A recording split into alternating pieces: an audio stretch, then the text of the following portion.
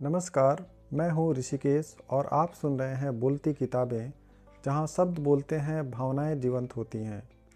दोस्तों, सुबह की ताज़ी हवा, हल्की सुनहरी धूप और चहचहाते पंछी हमारे मन पर एक अलग ही असर छोड़ते हैं। लेकिन एक कवि या लेखक की दृष्टि आम लोगों से अलग होती है।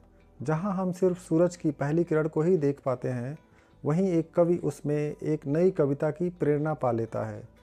तो दोस्तों, आज हम सुनेंगे महावीर प्रसाद द्विवेदी का प्रसिद्ध निबंध महाकवि माघ का प्रभात वर्णन, जिसमें एक कवि के हृदय की कोमल भावनाओं और प्रकृति के सौंदर्य का अद्भुत चित्रण किया गया है। तो चलिए शब्दों की इस खूबसूरत यात्रा की शुरुआत करते हैं। रात अब बहुत ही थोड़ी रह गई है, सुबह होने में कुछ ही कसर है। जरा सप्तऋषि नाम के तारों को तो देखिए, वे आसमान में लंबे पड़े हुए हैं। उनका पिछला भाग तो नीचे को झुका सा है और अगला ऊपर को। वहीं उनके अधोभाग में छोटा सा ध्रुव तारा कुछ कुछ चमक रहा है। सप्तऋषियों का आकार गाड़ी के सदृश, जिसका धुआं ऊपर को उठ गया है। इसी से उनके और ध्रुव तारा के दृश्य को देखकर श्री कृष्ण के बालपन की एक घटना याद आ जाती है। शिशु श्री कृष्ण को मारने के लिए एक बार गाड़ी का रूप बनाकर सक्टासुर नाम का एक दानव उनके पास आया। श्री कृष्ण ने पालने में पड़े ही पड़े खेलते खेलते उसे एक लात मार दी। उसके आघात से उसका अग्रभाग ऊपर को उठ गया और पश्चात भाग खड़ा ही रह गया।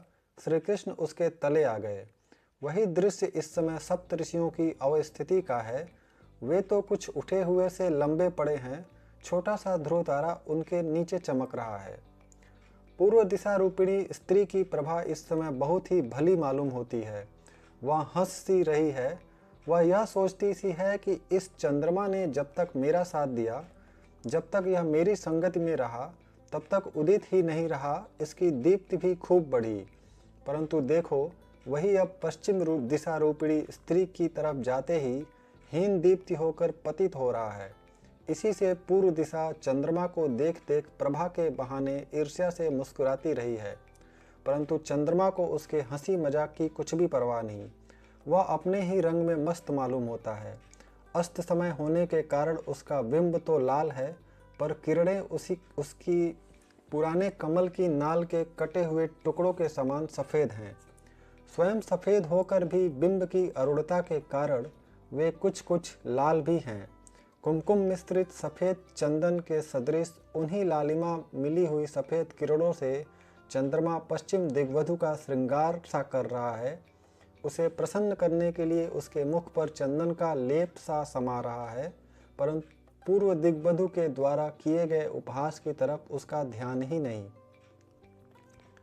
जब कमल शोभित होते हैं तब कुमुद नहीं, और जब कुमुद शोभित होते हैं तब कमल नहीं। दोनों की दशा बहुधा एक सी नहीं रहती, परंतु इस समय प्रातःकाल दोनों में तुल्यता देखी जाती है। कुमुद बंद होने को है, पर अभी पूरे बंद नहीं हुए। उधर कमल खिलने को है, पर अभी पूरे खिले नहीं। एक की शोभा आधी ही रह गई और दूसरे को आधी ही प्राप्त हुई। रहे भ्रमर, सो अभी दोनों ही पर मंडरा रहे हैं और गुंजा रब के बहाने दोनों ही के प्रशंसा के गीत गा रहे हैं। इसी से इस समय कुमुद और कमल दोनों ही समता को प्राप्त हो रहे हैं। सायंकाल जिस समय चंद्रमा का उदय हुआ था, उस समय वह बहुत ही लावण्यमय था। क्रम क्रम से उसकी दीप्ति, उसकी सुंदरता और भी बढ़ गई। वह ठहरा रसिक। उसने सोचा, यह इतनी बड़ी रात यूं ही कैसे कटेगी। लाओ खिली हुई नवीन कुमुदिनियों के साथ हंसी मजाक ही करें। अतएव वह उनकी शोभा के साथ हास परिहास करके उनका विकास करने लगा। इस तरह खेलते कूदते सारी रात बीत गई। वह थक भी गया, शरीर पीला पड़ गया। कर अर्थात किरणजाल स्त्रस्त अर्थात शिथिल हो गए। इससे वह दूसरी दिगंगना पश्चिम दिशा की गोद में जा गिरा। यह शायद उसने इसलिए किया कि रात भर के जगे हैं, लाओ अब उसकी गोद में आराम से सो जाएं। अंधकार के विकट वैरी महाराज अंशुमाली अभी तक दिखाई भी नहीं दिए, तथापि उसके सारथी अरुणहि ने उनके अवतीर्ण होने के पहले ही थोड़े ही नहीं समस्त तिमिर का समूल नाश कर दिया। बात यह है कि जो प्रतापी पुरुष अपने तेज से अपने शत्रुओं का पराभव करने की शक्ति रखते हैं, उनके अग्रगामी सेवक भी कम पराक्रमी नहीं होते। स्वामी को श्रम न देकर वे खुद ही उसके विपक्षियों का उच्छेद कर डालते हैं। इस तरह अरुण के द्वारा अखिल अंधकार का तिरोभाव होते ही बेचारी रात पर आफत आ गई। इस दशा में वह कैसे ठहर सकती थी। निरुपाय होकर वह भाग चली। रह गई दिन और रात को संधि अर्थात प्रातःकालीन संध्या। सो अरुण कमलों ही को आप इस अल्पवयस्क सुता सदृश संध्या के लाल लाल और अतिशय कोमल हाथ पैर समझिए। मधुप मालाओं से छाए हुए नील कमलों ही को काजल लगी हुई उसकी आंखें जानिए। पक्षियों के कलकल शब्द ही को उसकी तोतली बोली अनुमान कीजिए। ऐसे संध्या ने जब देखा कि रात इस लोक से जा रही है, तब पक्षियों के कोलाहल के बहाने यह कहती हुई कि अम्मा मैं भी आती हूँ, वह भी उसी के पीछे दौड़ गई। अंधकार गया, रात गई, प्रातःकालीन संध्या भी गई। विपक्षी दल के एकदम ही पैर उखड़ गए। तब रास्ता साफ देख वासर विधाता भगवान भास्कर ने निकल आने की तैयारी की। कुलिस पाणी इंद्र की पूर्व दिशा में नए सोने के समान उनकी पीली पीली किरणों का समूह सा छा गया। उनके इस प्रकार आविर्भाव से एक अजीब ही दृश्य दिखाई दिया। आपने बड़वा नल का नाम सुना ही होगा। वह एक प्रकार की आग है जो समुद्र के जल को जलाया करती है। सूर्य के उस लाल पीले किरण समूह को देखकर ऐसा मालूम होने लगा जैसे वही बड़वाग्नि समुद्र की जलराशि को जलाकर त्रिभुवन को भस्म कर डालने के इरादे से समुद्र के ऊपर उठ आई हो। धीरे धीरे दीननाथ का बिंब क्षितिज के ऊपर आ गया। तब एक और ही प्रकार के दृश्य के दर्शन हुए। ऐसा मालूम हुआ जैसे सूर्य का वह बिंब एक बहुत बड़ा घड़ा है और दिग्वधुएं जोर लगाकर समुद्र के भीतर से उसे खींच रही हैं। सूर्य की किरणों ही को आप लंबी लंबी मोटी रस्सियां समझिए। उन्हीं से उन्होंने बिंब को बांध सा दिया है और खींचते वक्त पक्षियों के कलरव के बहाने वे यह कह कह कर शोर मचा रही हैं कि खींच लिया है, कुछ ही बाकी है, ऊपर आना ही चाहता है, जरा और जोर लगाना। दिगंगनाओं के द्वारा खींच खांच कर किसी तरह सागर की सलिल राशि से बाहर निकाले जाने पर सूर्य बिंब चमचमाता हुआ लाल लाल दिखाई दिया। अच्छा बताइए तो सही, यह इस तरह का क्यों है? हमारी समझ में यह आता है कि सारी रात पयोनिधि के पानी के भीतर जब यह पड़ा था, तब बड़वाग्नि की ज्वाला ने इसे तपाकर खूब दहकाया होगा। तभी तो खैर खदीर के जले हुए कूंदे के अंगार के सदृश लालिमा लिए हुए यह इतना शुभ्र दिखाई दे रहा है। अन्यथा आप ही कहिए, इसके इतने अंगार गौर होने का और क्या कारण हो सकता है? सूर्यदेव की उदारता और न्यायशीलता तारीफ के लायक है। तरफदारी तो उसे छू तक नहीं गई, पक्षपात की तो गंध तक उसमें नहीं।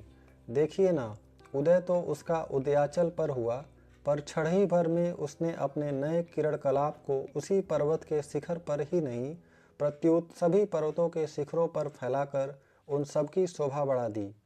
उसकी इस उदारता के कारण इस समय ऐसा मालूम हो रहा है जैसे सभी भूधरों ने अपने शिखरों, अपने मस्तकों पर दोपहरिया के लाल लाल फूलों के मुकुट धारण कर लिए हो।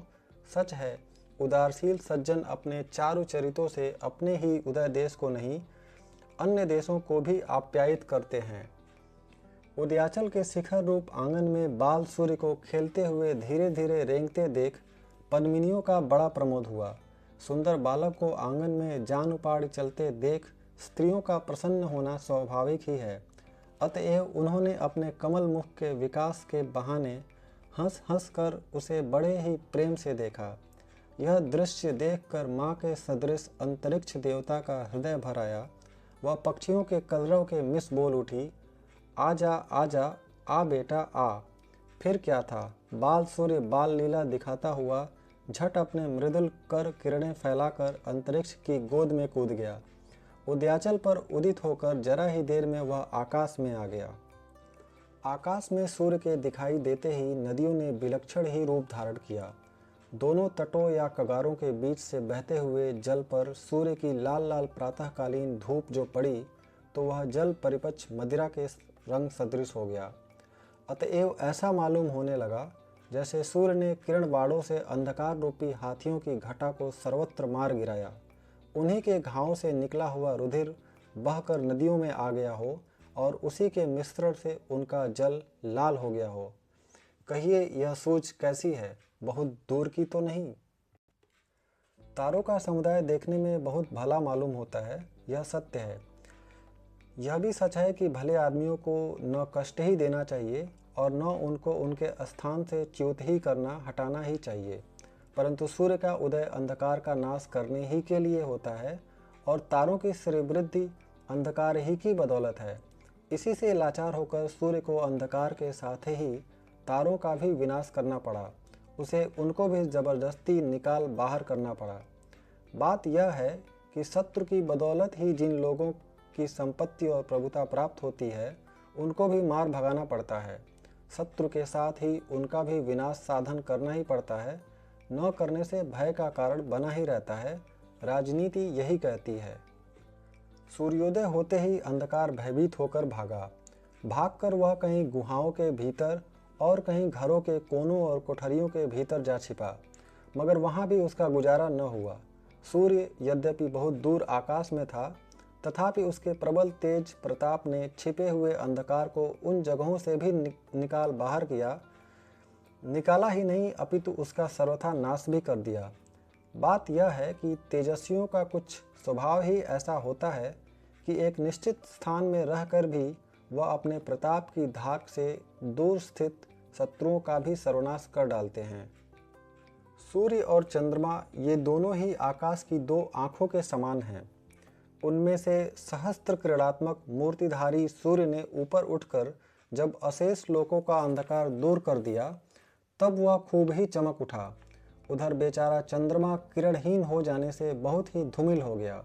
इस तरह आकाश की एक आंख तो खूब तेजस और दूसरी तेजोहीन हो गई। अतएव ऐसा मालूम हुआ जैसे एक आंख प्रकाशवती और दूसरी अंधी वाला आकाश काना हो गया हो। कुमुदिनियों का समूह शोभाहीन हो गया और सरोवरों का समूह शोभा संपन्न। उल्लुकों को तो शोक ने आ घेरा और चक्रवाकों को अत्यानंद ने। इसी तरह सूर्य तो उदय हो गया और चंद्रमा अस्त। कैसा आश्चर्यजनक विरोधी दृश्य है। दुष्ट दैव की चेष्टाओं का परिवाक कहते नहीं बनता। वह बड़ा ही विचित्र है। किसी को तो वह हंसाता है, किसी को रुलाता है। सूर्य को आप दिग्वधुओं का पति समझ लीजिए और यह भी समझ लीजिए कि पिछली रात वह कहीं और किसी जगह अर्थात विदेश चला गया था। मौका पाकर इसी बीच उसकी जगह पर चंद्रमा आ विराजा, पर ज्यों ही सूर्य अपना प्रवास समाप्त करके सवेरे पूर्व दिशा में फिर आ धमका, त्यों ही उसे देख चंद्रमा के होश उड़ गए। अब क्या हो, और कोई उपाय न देख अपने किरण समूह को कपड़े लत्ते के सदृश छोड़ उपपति के समान गर्दन झुकाकर वह पश्चिम दिशा रूपी खिड़की के रास्ते निकल भागा। महामहिम भगवान मधुसूदन जिस समय कल्पांत में समस्त लोकों का प्रलय बात की बात में कर देते हैं, उस समय अपनी समधिक अनुरागवती श्री लक्ष्मी को धारण करके उन्हें साथ लेकर क्षीर सागर में अकेले ही विराजते हैं। दिन चढ़ आने पर महिमामय भगवान भास्कर भी उसी तरह एक क्षण में सारे तारालोक का संहार करके अपनी अतिशायनी श्री शोभा के सहित क्षीर सागर ही के समान आकाश में देखिए अब यह अकेले ही मौज कर रहे हैं। महाकवि माघ का प्रभात वर्णन, आचार्य महावीर प्रसाद द्विवेदी। यह था महावीर प्रसाद द्विवेदी जी का निबंध महाकवि माघ का प्रभात वर्णन। दोस्तों, आपके सुझाव और प्रतिक्रियाएं हमारे लिए बहुत महत्वपूर्ण हैं। हमें कमेंट में बताएं कि आपको यह निबंध कैसा लगा और आगे आप कौन सी निबंध या कहानी सुनना चाहते हैं। अगर आपको हमारा यह प्रयास अच्छा लगा तो चैनल को सब्सक्राइब करें, वीडियो को लाइक करें और अपने दोस्तों के साथ शेयर करें।